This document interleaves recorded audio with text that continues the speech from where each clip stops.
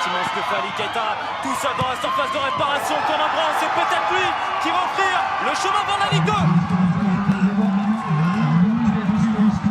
C'est tout simplement garçon providentiel, lui qui a été buteur extrêmement important face à Sanois la semaine dernière pour aller chercher cette victoire qui remet Le Mans dans le sens de la Ligue 2. Et bien c'est lui qui donne pour le moment la place de barragiste.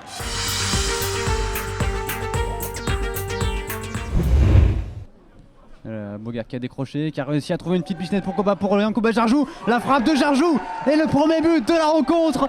Yankouba Jarjou, encore lui qui vient délivrer le Pau FC sur ce petit ballon absolument magnifique donné par son coéquipier. Mais qui a trouvé un petit peu seul, qui a du champ et qui va encore une fois tenter cette diagonale et la réussir pour la Mingay. Et qui va tenter de la chance et frapper et réussir à tromper la vigilance de Michael Salamon qui s'attendait à un centre. Ça fait plusieurs fois que les Palois attendent cette grande diagonale, cette fois-ci ça a été payant. 2-0, 39e minute de jeu. Ça va revenir avec Vincent Thiel, pas de position de hors-jeu. Thiel qui va provoquer, qui va rentrer. Et finalement, le penalty à gauche de la cage. Et cette fois-ci, c'est en bas à droite. Il ne tremble pas, le jeune luxembourgeois, pour porter un coup de poignard sûrement décisif à l'entente Saint-Louis-Saint-Gratien. 3-0 pour le Pau FC. Écarté encore une fois sur Bancet. Thiel à nouveau, entrée de surface de réparation. Il les aime bien cette situation-là. Vincent Thiel, il va tenter la frappe. Oh, elle est magnifique. Oh, elle est magnifique cette frappe de Vincent Thiel. On le disait. Position préférentielle, le pied gauche et le petit filet, le 12e but de la saison. Il est temps que ce match se termine. C'est une seconde période vraiment à sens unique là que sont en train de nous proposer les Palois. Pourquoi pas changer ça avec Madi Talal dans la surface de réparation. Talal qui n'arrive pas à s'emmener le ballon, mais Talal qui va tout de même, comme un symbole, réduire l'écart et offrir ce but à son public avant de repartir à l'Amiens SC.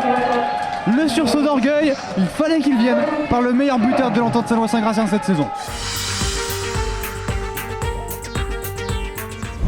C'est plus le cas depuis quelques années. Attention, la sortie un peu. Qui est parti et la manche qui est sortie, et le lob de Damessi qui termine sa course au fond des filets. C'est Concarneau qui ouvre le score grâce au 3e but cette saison de Kalen Damessi. Sur le reste du temps qu'il leur reste. C'est les Concarnois qui attaquent là justement avec Valentin Lavigne qui va centrer au deuxième poteau vers Benali et qui vient crucifier Anthony Lamange pour le 2-0. Concarneau qui fait le break juste après le triple changement opéré par Frédéric Reculot en vue d'un électrochoc.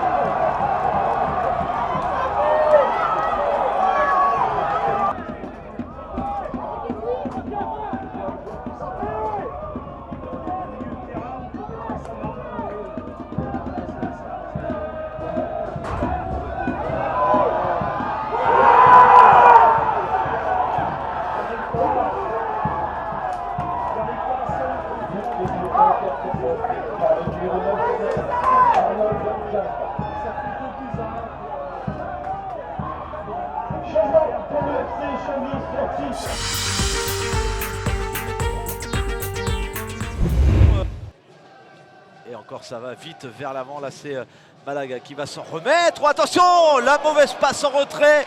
Et le but, le premier but inscrit après 2 minutes de jeu déjà. Et Villefranche-Beaujolais qui vient ouvrir le score. Et ça leur pendait au nez là avec ce début de match énorme de la part des joueurs de Villefranche. Oh, le beau coup du sombrero là sur Rémi Sergio, le bon ballon en profondeur pour Najib Baouia. Baouia, une touche de balle, centre en retrait.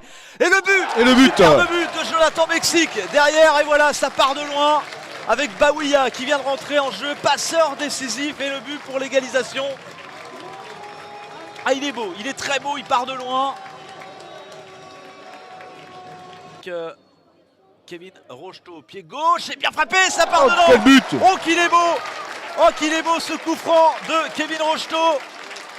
Et voilà le 14e but de Rocheteau sur ce coup franc magistral. Les sols qui se sont percutés, il faudrait sortir le ballon là.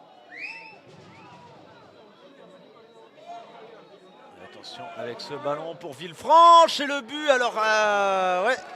Alors on peut le célébrer le but bien sûr parce qu'il existe et monsieur l'arbitre, s'il y a un problème c'est à lui d'arrêter le jeu. Mais en tout cas il y a bien de partout à présent. Après ce but inscrit par Tom Perracino qui venait de rentrer en jeu, qui plus On va suivre sur le côté gauche Steve Chamal, le numéro 11 là qui va travailler devant Cédric Jean-Etienne. Il y a une tête de... C'est pas Alexis Arrojo. Alors en direction de Alexis Arrojo qui a été trouvé. Alexis Arrojo sur son côté droit, le travail d'Arrojo, le crochet d'Arrojo, le centre d'Arrojo et la passe décisive d'Arrojo puisque c'est Jonathan Nanizayamo qui vient ouvrir le score ici à Charles Sage. Messieurs, dames, un but à 0 en faveur de QRM, 12e minute de jeu. On l'a vu faire des transversales tout à l'heure, ça vous plaît ça Ralph? Attention cette manière de Draman Koné sur le côté gauche. Égalisation ici à Charles Sage, Draman Koné en sauveur qui vient libérer et qui vient égaliser en faveur de Drancy. Allez, dans la surface, l'intervention des 2 points de Mathieu Pichot qui file au sol, la frappe et il y a but. Oh le but alors que Mathieu Pichot était touché me semble-t-il. Et il y aura but quand même. Alors j'étais concentré sur Mathieu Pichot qui était resté au sol suite au premier contact. Offensivement et le ballon dans la course de Ma et cette fois-ci il va pas se rater le but pour Ma. Et voilà le 2e but pour cette équipe de Boulogne signé Robert Ma. Cette fois-ci il s'est pris à l'occasion pour lui-même, il n'a pas cherché à trouver l'un de ses partenaires et nouvelle offensive éclair réussie par cette équipe de Boulogne. Et le ballon qui va aller vers Ma, et Ma il va se balader, et Ma il va dribbler, il va aller mettre le but de 3-0. Oh là là. Et bien voilà, ça plié. Robert Ma qui vient marquer son 12e but cette saison. Et il s'est baladé dans la défense burgienne. Et le corner. Et finalement, le poteau. Oh Dunant, Lucas Dunant qui met le ballon sur le poteau. Et nouvelle frappe de Nabab. Les Burgiens de marquer ce petit but qui nous aurait animé la fin de match. Oh le poteau encore, c'est pas possible. C'est Spano cette fois-ci. Et il est intéressant, Spano une nouvelle fois qui réussit à redonner. Là cette fois-ci ça va faire but. Et voilà le but pour Bourg-en-Bresse. Diakité me semble-t-il qui est venu conclure cette action. Et bien voilà, en 3 minutes on a plus vu que sur tout le match. Il n'y a pas de faute. Oh le ballon dans la surface et encore Musa Vukin qui vient mettre le toc. Penalty. Oh Penalty. Face à Rifi Mandanda, le duel et c'est marqué 3-2 pour l'équipe de Boulogne devant Bourg-en-Bresse. Les Bressons qui veulent essayer d'aller arracher quelque chose. Et bien voilà, on a le scénario où il a poussé loin son ballon et Jimmy Nurlo va l'intercepter. Est-ce qu'il a laissé traîner la main surtout? Je me demande s'il n'a pas à bloquer le ballon de la main Jimmy Nurlo. Le problème c'est que si l'arbitre siffle, faut se poser la question du carton rouge. Du carton rouge, ouais. Alors là, les Boulonnais, ils ont un boulevard. Ils ont un boulevard parce que le ballon dans la surface, Emma pour le triplé. Et voilà, c'est la douche froide complète pour Bourg-en-Bresse. Les Burgiens qui voulaient bien essayer d'aller égaliser. Ils encaissent un 4e but.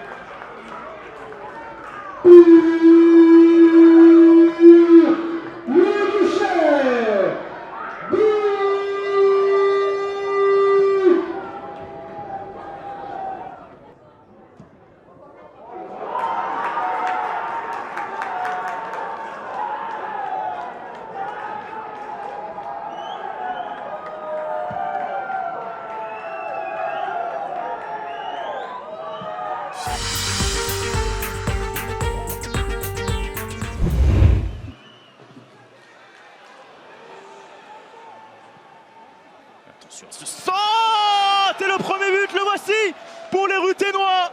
On attendait la balle ici à Francis Le Basser. Et c'est le champion qui marque, c'est Pierre Ruffo. Il ne doit pas se jeter sur Choukrani là-dessus. Il doit rester debout, contrôler la course. Ce premier ballon qui n'est pas joué et Tertero qui vient se projeter.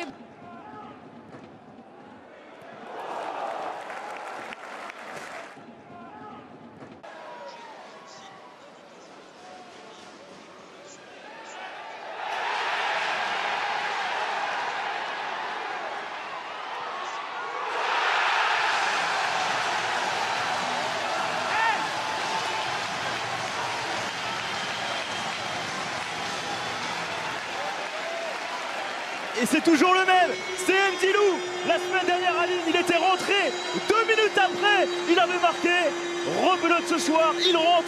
2 minutes après, il marque à nouveau. Oui, grosse mésentente défensive dans l'axe central. Et puis cette offrande de Gabriel Etinov qui fait l'effort. Il va jeter un coup d'œil, il va se positionner, fixer le gardien et offrir ce ballon à Bridget Ndilou. Déjà buteur la semaine dernière pour le nul à Tours. Attention parce qu'il faut quand même garder ce match nul.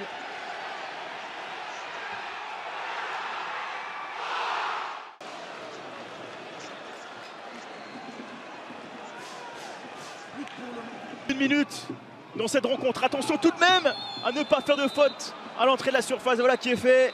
Et surtout là, du côté de Rodez, on va...